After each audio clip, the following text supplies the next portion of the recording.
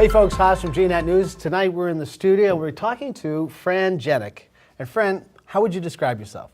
Well, Haas, I'm a medical cannabis patient here in Vermont.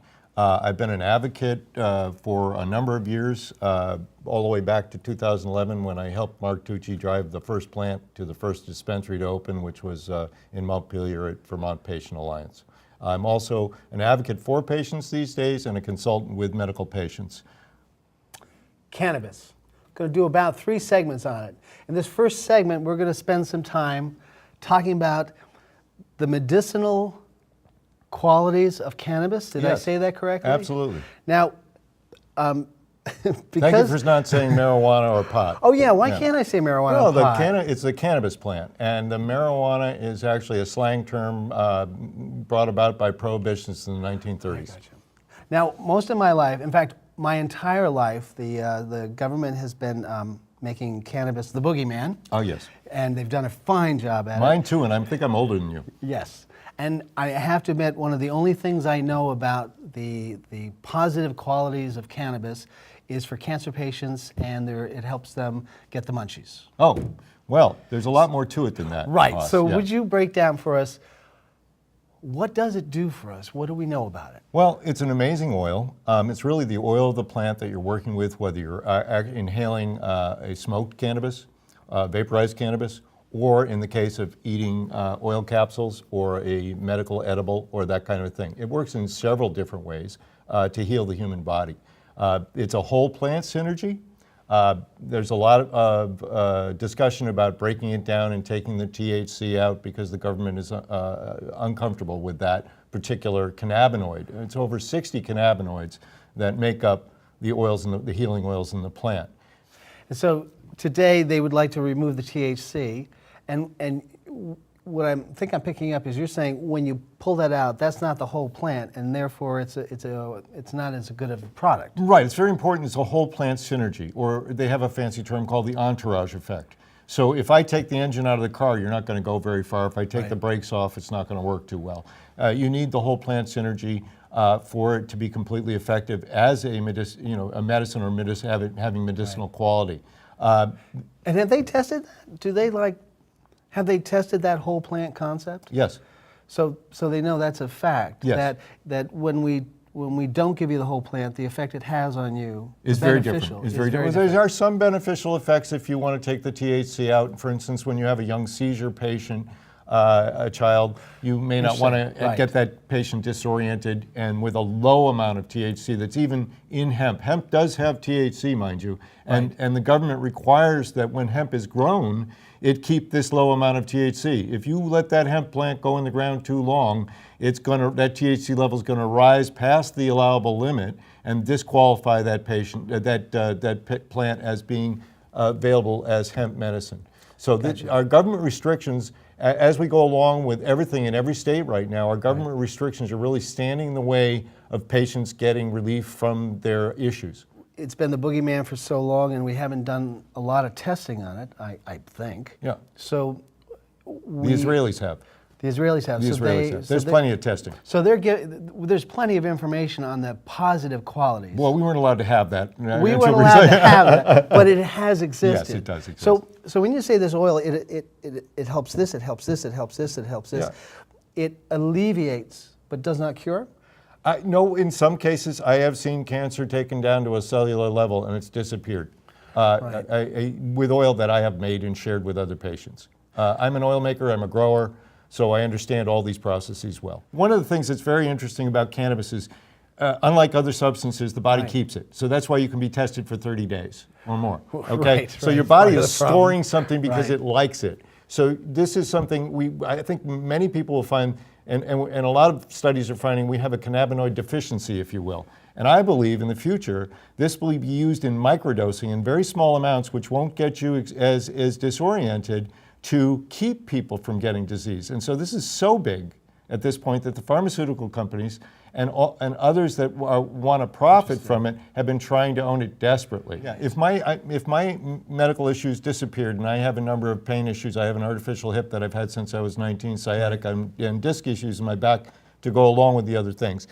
If that all disappeared tomorrow, I would still take microdosing of this to prevent cancer or to prevent other disease because I believe it bolsters my system. I know it does. I feel better doing it. I'm not getting high all the time. I can take a 10 milligram capsule of THC or even a 25 milligram capsule accurately dosed, and I don't get that very extreme high from it anymore. I can function quite well.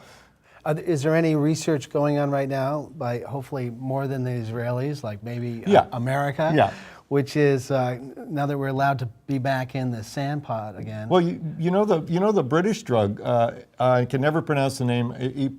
Epolodix. I can't get it right, but it's the British drug for seizures for children. And it's a 5 to 95 ratio, 5 THC to 95 CBD ratio. And that's new. Okay, that was approved by the FDA. For use in children. All right, and they're charging $32,500 a year per patient to take this material. All right, there's a lab. I know where you're going. There's a lab in Maine that's doing it for 1,000 times less the cost. Okay. And I don't know if you can answer this side of it. Right. How is insurance bracing that? Actually, right now, the state of New Jersey, there's been a ruling in Supreme Court where a patient sued for his insurance company to cover his cannabis medicine, and won. And also there was, I believe, another one, and I believe it's in New Hampshire actually, where there was a ruling that insurance companies should be covering this. Now, they're not forcing the insurance companies to cover this right now, but quite frankly, if you're an insurance agent, if you're an insurance company out there, listen, because it'll save you money to have a patient using this as opposed to whatever else they're using. And you know, when we were talking about conditions, this can help people with opioid addiction. I've seen heroin addicts come off heroin, young heroin addicts come off heroin, not have to take Suboxone, and this is not addictive in my experience or many other patients' experiences. But it does all these wonderful things that we're trying to do for our society right now to get people off of opioids, get them away from alcohol. I love my Guinness, but I'd go bow at the factory, but I don't drink anymore. Okay, so there's all these little things that are definitely possible if we just simply stop trying to contain and control this plant in Vermont. Like, I guess the biggest thing I need from you, Fran, is like, how do I know if I should use it? How do I know if I should give it a try? How do I know where to go get it? I mean, it's a big, scary thing. Yeah. Well, I mean, do I eat it? Do I rub it on my skin? You know, I make myself available to people, and there are other advocates and other people in the state that are already patients that understand this. We have a network of people that can help them. You know, they could email me at mykindofjamaica@gmail.com, and I'll certainly direct them to whoever they want to do. If you're going to a dispensary right now, we do have some issues I'll go into later, not in this segment, but we did get Act 86 passed, so you can home grow, and there are plenty of people out there that already have the skill set from growing for years, so, and the clones are available to people. And has Vermont set up a website to help me teach myself? No, but there's so much on the internet now, and I recommend... well, I know that, but people are terrified by that very notion. I see. Because there is so much on the internet, and I don't know anybody. Right. Well, I use a book that's called the Cannabis Grow Bible, and I often recommend it. It's Jorge Cervantes is the author on that. There's some other ones out there by some other excellent authors, but the Jorge Cervantes book is a compilation of many individuals' experience in all sorts of different areas of growing. And that was the way I started. And of course, then you go find a friend who's already growing or a patient that's already growing, and they'll give you the experience. And of course, we can share clones legally. The head of the DPS stated in the Human Services hearing last year that clones have no THC. So sharing and giving those... So it's not going to get you high if you try. So let me just break this down because we are 30 seconds away from closing this out. So I have some sort of condition. Yeah. And I go, I wonder if CBD oil would help at least make me feel better. Yeah. So there's nowhere where I could go right now that would list CBD oil has been tried on all these things. It doesn't do anything for those things, but it does something for all these things. Right. Is there any place I can go to find that information? Well, is it that book, or is that book not really up to date on this stuff? You know, the first thing is that you get a CBD product that actually has in the bottle what's on the label. And there are several companies in the state here that are making them. So that's the first thing. Get good quality. Get good quality CBD. Don't go buy the cheapest thing on the market, because the isolate is what they're using for the cheap CBD, and that's like me offering you an apple and giving you the skin and keeping the rest of it. Right. Okay, so we don't want to see that. Okay, so get good product. Get good product. And that's usually, you can find that usually in dispensaries. And well, you can no, I wouldn't buy it from the dispensary. I'd go to a small store in Manchester. There's a good one. Greener Pastures has an excellent selection. We are not supported by Greener I Pastures. can't. No, he's not. I can't do this. And CBD, you don't need a medical card. You don't need to grow for it. All right. And then you try that yourself. It's self-titrating. In other words, you're making your decision what Don't works give and what me doesn't. any big words. No big words. Okay. So it basically, you decide what your dose is and if it's working. And if that's not working, and if I have the jar and I swig the whole thing down, I you don't won't die. No. Yeah, no. You can't die from That's CBD important. oil. You can't die from any cannabis. You won't. Unless You can't overdose. Well, no, you can't. There's a blood pressure issue in some people. Okay. With full spectrum cannabis. If you have a low blood pressure, you want to be keeping an eye on that.